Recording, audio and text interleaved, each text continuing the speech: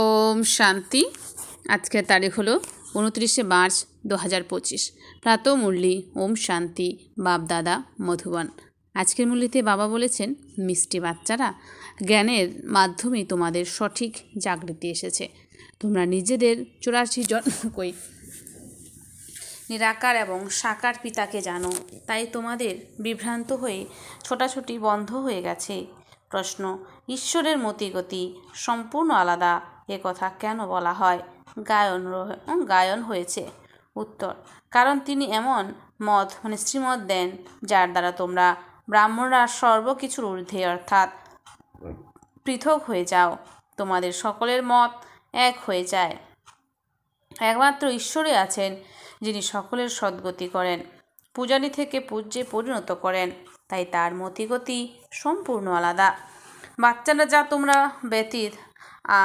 ব্যতীত আর কেউই বুঝতে পারে না। ওম শান্তি। বাচ্চারা, তোমরা জানো যে বাচ্চাদের যদি শরীর সুস্থ না থাকে, তবে বাবা বলবেন যে ঠিক আছে, এখানে শুয়ে থাকো, কোনো ব্যাপার নেই, কারণ তোমরা হলে হারানিধি বাচ্চা, অর্থাৎ 5000 বছর পর পুনরায় এসে মিলিত হয়েছ। কাকে পেয়েছ? অসীম জগতের বাবাকে। বাচ্চারা, এও তোমরাই জানো, যাদের এই নিশ্চয় রয়েছে যে অবশ্যই আমরাই অসীম জগতের বাবার সাথে মিলিত হয়েছি, কারণ বাবা হয় এক, সসীম জগতের আর দ্বিতীয় অসীম জগতের। দুঃখে সকলেই অসীম জগতের পিতাকে স্মরণ করে। দুঃখের সময় সবাই কিন্তু অসীম জগতের পিতা ভগবানকে, শিব বাবাকে আমরা স্মরণ করি। সত্যযুগে একমাত্র লৌকিক পিতাকে স্মরণ করে, ওটাই হলো সুখধাম। লৌকিক পিতা তাকেই বলা হয় যে এই লোকে জন্ম দেয়, অর্থাৎ লৌকিক জন্ম দান করে। পারলৌকিক পিতা তো একবারও এসে তোমাদের আপন করে নেন। তোমরা অমরলোকে বাবার সঙ্গে থাকো, যাকে পরলোক পরমধাম বলা হয়। ওটা হলো ঊর্ধ্বে থেকেও ঊর্ধ্বে বহু দূরের ধাম। স্বর্গকে ঊর্ধ্ব থেকেও ঊর্ধ্বে বলা যাবে না। এখানেই স্বর্গ নরক। নতুন দুনিয়াকে স্বর্গ, পুরনো দুনিয়াকে নরক বলা হয়। এখন হলো পতিত দুনিয়া। আহ্বানও করা হয়, হে পতিত পাবন, এসো সত্যযুগে। এমনভাবে বলা হবে না। যখন থেকে রাবণ রাজ্য শুরু হয়, তখন থেকে অপবিত্র হতে থাকে, তাই তাকে বলা হয় 5 বিকারের রাজ্য। সত্যযুগে হয়ে নির্বিকারী রাজ্য। ভারতের মহিমা কত বিশাল, কিন্তু বিকারী হওয়ার কারণে ভারতের মহিমা কেউ জানে না। যখন এটা লক্ষ্মীনারায়ণের রাজ্য ছিল, তখন ভারত সম্পূর্ণ নির্বিকারী ছিল। এখন সেই রাজ্য আর নেই। সেই রাজ্য কোথায় গেল, এই প্রস্তর বুদ্ধি সম্পন্নরা তা জানে না। আর সকলেই নিজ নিজ ধর্ম স্থাপককে জানে। একমাত্র ভারতবাসীরাই না নিজেদের ধর্মকে জানে, না নিজেদের ধর্ম স্থাপককে জানে। শিখ ধর্মাবলম্বীদেরও জানা আছে যে আমাদের শিখ ধর্ম পূর্বে ছিল না, গুরু নানক সাহেব এসে স্থাপন করেছেন। তাহলে অবশ্যই সুখধামে থাকবে না। তখনই গুরু নানক সাহেব পুনরায় এসে শিখ ধর্ম স্থাপন করবেন, কারণ ওয়ার্ল্ডের হিস্ট্রি জিওগ্রাফি তো রিপিট হয়, তাই না? খ্রিস্টান ধর্মও ছিল না, পরে স্থাপিত হয়েছে। প্রথমে নতুন দুনিয়া ছিল, এক ধর্ম ছিল, শুধুমাত্র তোমরা ভারতবাসীরাই ছিলে। এক ধর্ম ছিল। পুনরায় 84 জন্ম নিতে নিতে তোমরা এও ভুলে গেছো যে তোমরাই দেবতা ছিলে। পুনরায় 84 জন্ম তো আমরাই নিই। বাবা তখন বলেন যে তোমরা নিজেদের জন্মকে জানো না, তাই আমি তোমাদের বলে দিই, আধাকল্প রাম রাজ্য ছিল, পুনরায় রাবণ রাজ্য হয়েছে। প্রথমে সূর্যবংশ পরম্পরা বা কুল, তারপর চন্দ্রবংশ পরম্পরা হলো রামরাজ্য। লক্ষ্মীনারায়ণের সূর্যবংশ পরম্পরার রাজ্য ছিল।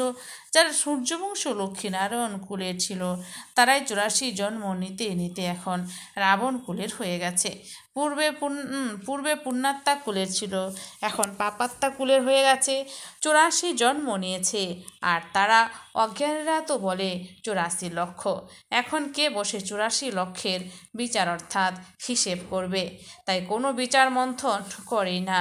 এখন বাবা তোমাদের বোঝান যে তোমরা বাবার সম্মুখে বসে রয়েছ। নিরাকার পিতা এবং সাকার পিতা ভারতে দুজনেই বিখ্যাত, গায়নও রয়েছে, কিন্তু বাবাকেই জানে না। অজ্ঞানতার নিদ্রায় শায়িত, জ্ঞানের দ্বারা জাগৃতি আসে। আলোয় মানুষ কখনো ধাক্কা খায় না, অন্ধকারে ধাক্কা খেতে থাকে। ভারতবাসী পূজ্য ছিল, এখন পূজারি হয়ে গেছে। লক্ষ্মীনারায়ণ পূজ্য ছিল, তাই না? তারা আবার কার পূজা করবে? নিজেদের চিত্র তৈরি করে নিজেদের পূজা তো করবে না। এটা তো আর হতে পারে না।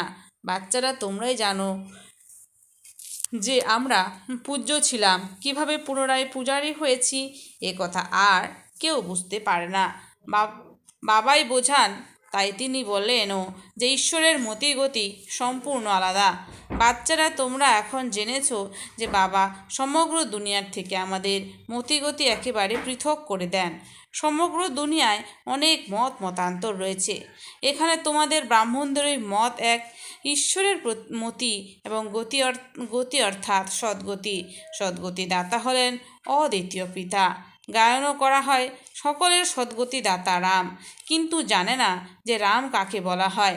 তারা বলে, যেখানেই দেখো রামই রাম। একে বলা হয় অজ্ঞানতার অন্ধকার। অন্ধকারে হয় দুঃখ, প্রকাশে থাকে সুখ। অন্ধকারে আহ্বান করে, তাই না?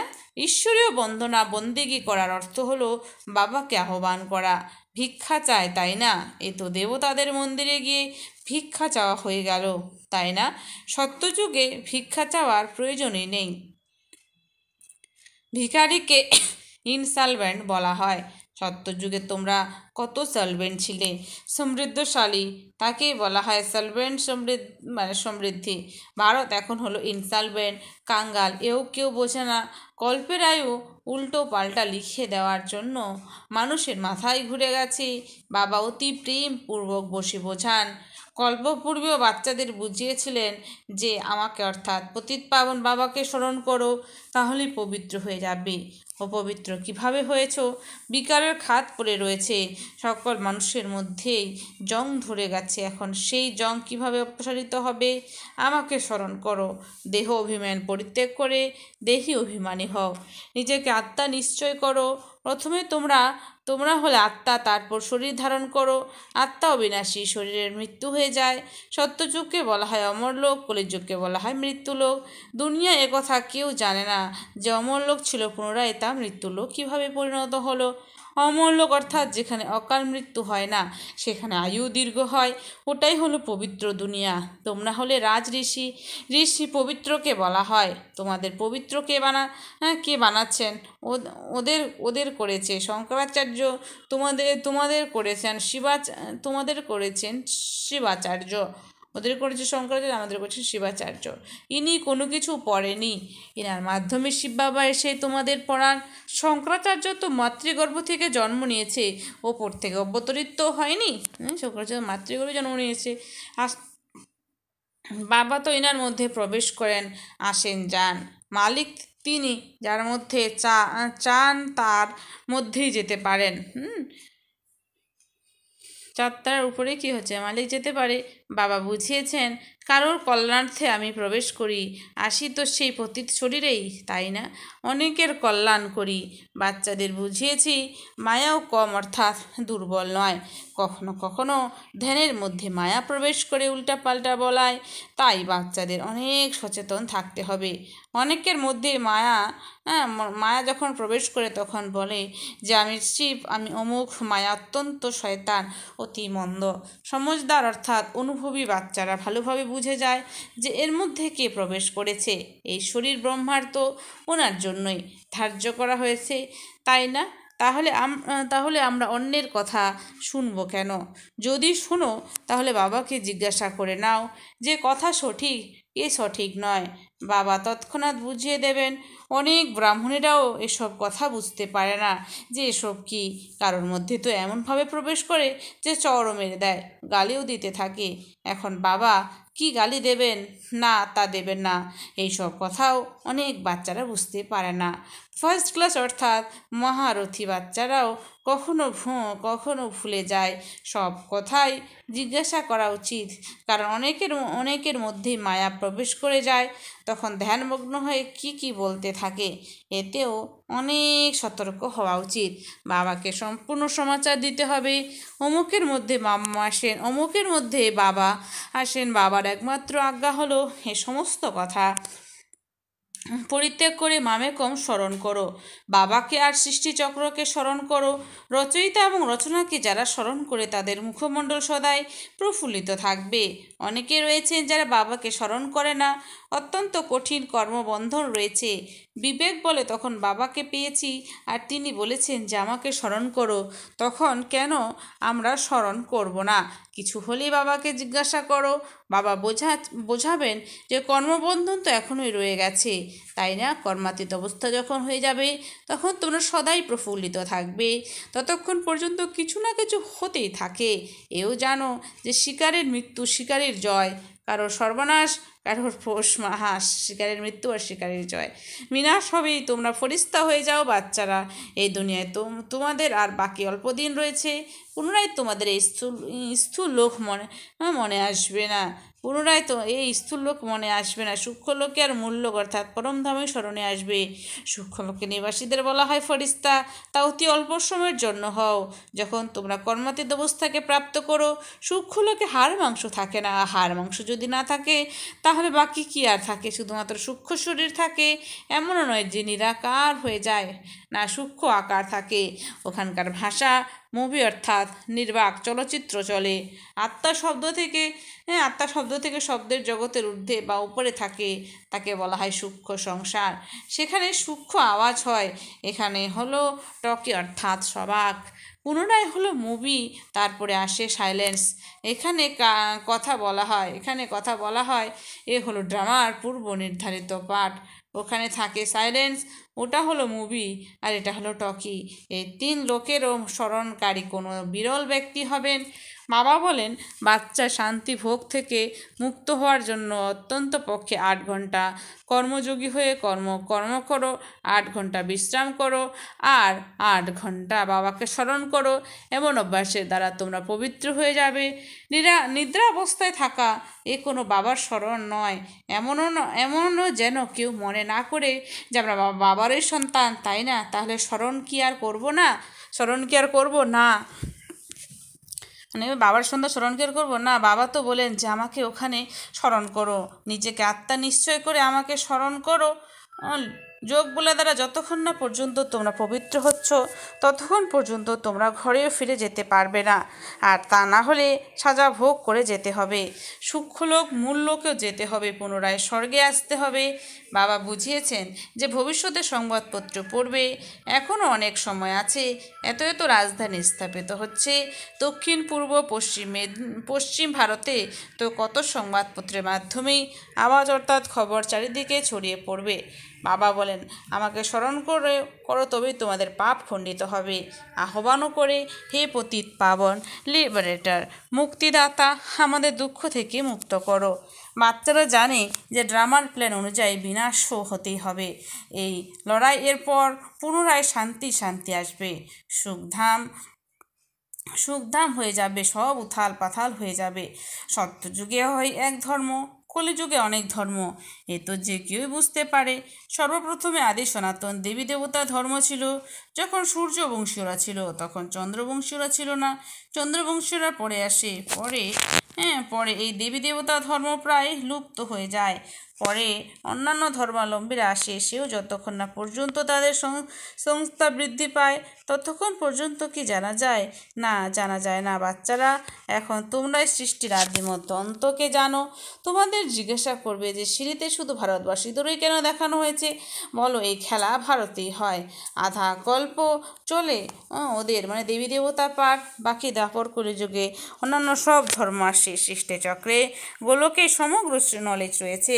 গোলক তো অতি উত্তম সত্যযুগ, তা হলো শ্রেষ্টাচারী দুনিয়া, দাপর কলিযুগ হলো ভ্রষ্টাচারী দুনিয়া। এখন তোমরা সঙ্গমে রয়েছ, এ হলো জ্ঞানের কথা। এই 4 যুগের চক্র কিভাবে আবর্তিত হয় তা কারোরই জানা নেই। সত্যযুগে এই লক্ষ্মীনারায়ণের রাজ্য হয়, এনারাও কি জানে সত্যযুগের পর ত্রেতা আসবে, ত্রেতার পর আবার দ্বাপর কলিযুগ আসবে? এখানেও লৌকিক মানুষের একদমই জানা নেই। অবশ্যই বলে, কিন্তু চক্র কিভাবে আবর্তিত হয় তা কেউ জানে না। সেই জন্য বাবা বোঝান সম্পূর্ণ জোর গীতার উপর রাখো। সত্যিকারের গীতা শুনলে স্বর্গবাসী হয়। এখানে শিব বাবা স্বয়ং শোনান, ওখানে মানুষ পড়ে। গীতায় সর্বপ্রথম তোমরাই পড়ো, ভক্তিতে সর্বপ্রথম তোমরাই যাও, তাই শিবের পূজারী প্রথমে তোমরা হও, সর্বপ্রথম তোমরা অভিচারী পূজা করো।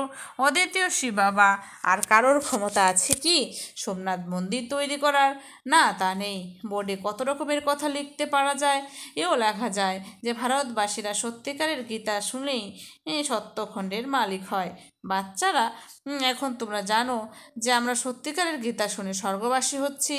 যখন তোমরা বোঝাও তখন বলে, হ্যাঁ একদম সঠিক, বাইরে বেরোলেই শেষ, যেখানে সেখানেই রয়ে যায়, যেখানকার সেখানেই রয়ে যায়। আচ্ছা, মিষ্টি মিষ্টি হারানিধি বাচ্চাদের প্রতি মাতা পিতা বাপদাদার স্মরণে স্নেহ সুমন আর সুপ্রভাত। আত্মাদের পিতা তারার তরফে বাচ্চাদের জানাচ্ছি নমস্কার। আমরা সমস্ত আত্মারূপী বাচ্চারা জানি মাতা পিতা বাপদাদাকে স্নেহ সুমন আর নমস্কার। ধারণার জন্য মুখ্য সার 1 নম্বর, রচয়িতা রচনার জ্ঞানকে স্মরণ করে প্রফুল্ল থাকতে হবে। রচয়িতা রচনার জ্ঞানকে স্মরণ করে প্রফুল্ল থাকতে হবে। স্মরণের যাত্রার মাধ্যমে নিজের পুরনো সমস্ত কর্মবন্ধন খণ্ডিত করে কর্মাতীত অবস্থা তৈরি করতে হবে। 2, ধ্যান সাক্ষাৎকারের দিদার সময় মায়া বেশি করে প্রবেশ করে, তাই সচেতন থাকতে হবে। বাবাকে সমাচার দিয়ে তার রায় নিতে হবে, কোনো ভুল যেন না করা হয়। বরদান, নিজের শুভ ভাবনার দ্বারা আত্মাদের মধ্যে বল ভরে দিয়ে সদা নির্বল আত্মাদের মধ্যে বল ভরে দিয়ে সদা শক্তিস্বরূপ ভব স্পষ্টীকর। সেবাদারী বাচ্চাদের বিশেষ সেবা হলো নিজে শক্তিস্বরূপ থাকবে আর সবাইকে শক্তিস্বরূপ বানাবে, অর্থাৎ নির্বল আত্মাদের মধ্যে বল ভরে দেবে। এই জন্য সদা শুভ ভাবনার শ্রেষ্ঠ কামনা স্বরূপ হও। শুভ ভাবনার অর্থ এটা নয় যে কারোর প্রতি ভাবনা রাখতে রাখতে তার ভাবেই মোহিত হয়ে যাবে। এই ভুল কখনোই করবে না। শুভ ভাবনা অসীমের হবে। কোনো একজনের প্রতি বিশেষ ভাবনা রাখা হলো ক্ষতিকারক। এই জন্য অসীম জগতে স্থিত হয়ে নির্বল আত্মাদেরকে নিজেদের প্রাপ্ত হওয়া শক্তিগুলোর আধারে শক্তিস্বরূপ বানাও। স্লোগান, অলঙ্কার হলো ব্রাহ্মণ জীবনের শৃঙ্গার, সেই জন্য অলঙ্কারী হও, দেহ অহংকারী নয়। অলঙ্কার হলো ব্রাহ্মণ জীবনের শৃঙ্গার, সেই জন্য অলঙ্কারী হও, দেহ অহংকারী নয়। স্পষ্ট। এরপরে চব্যক্ত ইশারা, সত্যতা সর্বদা রূপী কালচারকে ধারণ করো। কিছু বাচ্চা বলে যে সেইভাবে ক্রোধ আসে না, কিন্তু কেউ মিথ্যা বলে ক্রোধ এসে যায়। সে মিথ্যা বললো আর তুমি ক্রোধ সহকারে বললে, তাহলে দুজনের মধ্যে রাইটকে কেউ চালাকের সাথে বলে আমি তো ক্রোধ করি না, আবার আওয়াজটা উঁচু, আওয়াজে এমন তেজ। কিন্তু যখন সায়েন্সের সাধনের দ্বারা আওয়াজে কম বেশি করা হয়, তখন সাইলেন্সের শক্তি দ্বারা নিজেদের আওয়াজের গতিকে কম বেশি করতে পারো না। সাইলেন্সের দ্বারা যদি হতে পারে সায়েন্সের দ্বারা, তাহলে সায়েন্সের দ্বারা সেটা হবে না। আওয়াজের গতিকে কম বেশি করতে পারো না। আচ্ছা, ওম শান্তি।